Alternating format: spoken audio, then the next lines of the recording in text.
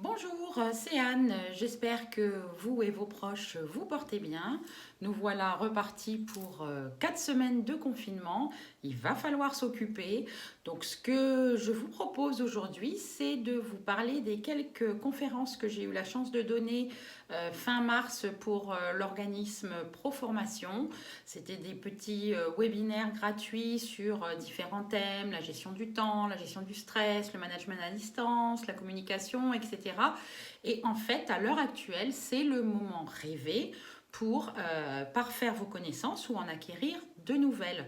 D'autant plus que l'État va participer grandement au financement des formations que vous voudriez suivre.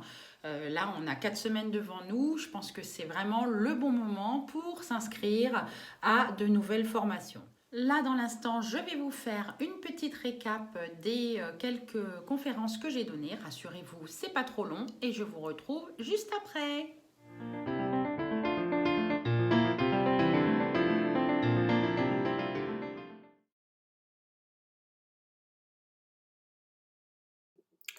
Le premier webinaire que j'ai animé était sur la communication à distance, parce que c'est vrai que quand on passe subitement en télétravail, il faut surtout ne pas se perdre de vue les collaborateurs, le management, etc.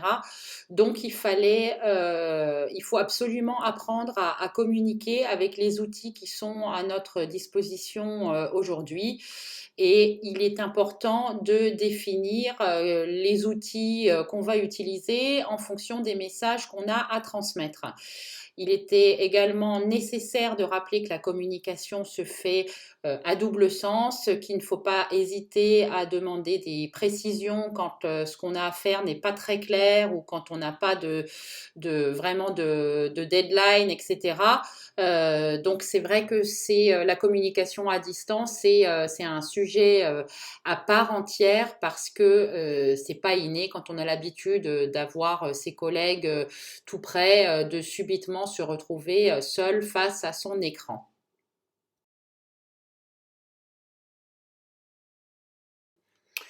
Le deuxième webinaire était dédié à l'accompagnement sur le télétravail parce qu'on avait parlé de la communication à distance, mais ça ne s'arrête pas là.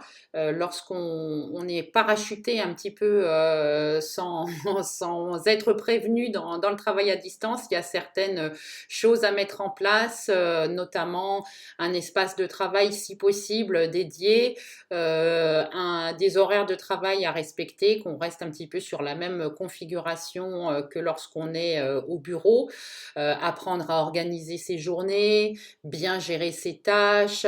C'est pas toujours évident quand on est chez soi. On a tendance à la distraction et c'est vrai qu'il faut rester le plus concentré possible quand on est en télétravail et surtout bien préserver l'équilibre pro et perso parce que l'un a souvent tendance à déborder sur l'autre et ce n'est pas toujours aisé de se mettre en télétravail. La troisième conférence que j'ai donnée était sur la gestion du temps. Parce que quand on passe subitement en télétravail, ou pas d'ailleurs, hein, la gestion du temps, c'est quelque chose qui s'applique quelle que soit votre activité et surtout le lieu depuis là où vous l'exercez. Il faut définir ses objectifs, organiser ses journées, essayer de ne pas se laisser distraire, donc faire vraiment la chasse aux voleurs de temps et tout un tas de petites techniques pour grouper ses tâches, analyser ses pics de productivité et surtout les utiliser à bon escient. Et la magie du Pomodoro, qui est vraiment mon outil de gestion du temps préféré. Tout ça pour apprendre à maximiser sa productivité quotidienne et réussir à accomplir ses tâches dans les délais impartis.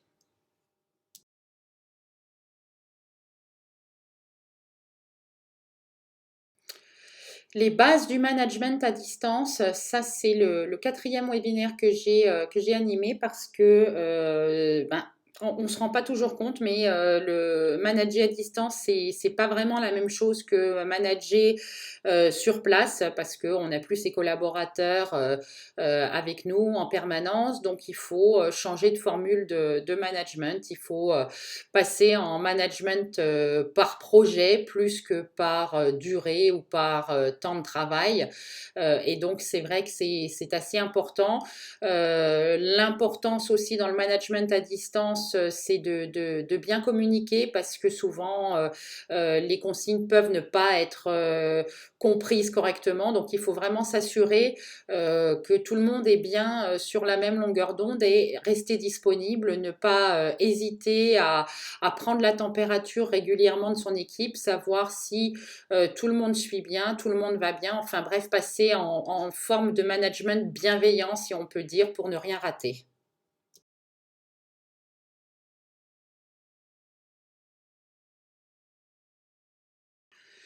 Le dernier webinaire que j'ai animé était consacré à Trello. Enfin, une petite introduction à Trello, qui est un petit outil de gestion de projets collaboratifs très très pratique, très très intuitif, qui peut s'utiliser en ligne ou sans connexion. Qui est vraiment utile dans le sens où on peut communiquer sur les tableaux, sur les cartes. Quand on est plusieurs à travailler sur un même projet, c'est pour moi, c'est l'outil indispensable. J'utilise ça vraiment au quotidien. De plus, il est vraiment intuitif à utiliser. On peut inviter des collaborateurs sur un tableau en particulier qu'on veut partager avec une seule personne ou plusieurs. Enfin, c'est vraiment d'une simplicité enfantine, très pratique et à l'heure actuelle demande quand même très peu de formation pour apprendre à l'utiliser. Donc c'est vrai que c'est un outil idéal quand on est en télétravail par accident, si on peut dire. Voilà, voilà, comme vous l'avez vu, 5 petits webis, tous sur la même formule, super sympa. J'ai pris beaucoup de plaisir à animer ces conférences et je serais tout à fait enchantée de vous mettre en relation avec Raphaël qui s'occupe de la promotion des formations et qui pourra vous expliquer comment vous faire financer par l'État pour suivre des formations sur les 4 semaines qui arrivent. Voilà, voilà. Bon, vous savez ce que vous avez à faire, partager, liker, etc. Et moi, je vous retrouve très très bientôt avec une nouvelle vidéo. Ciao, ciao!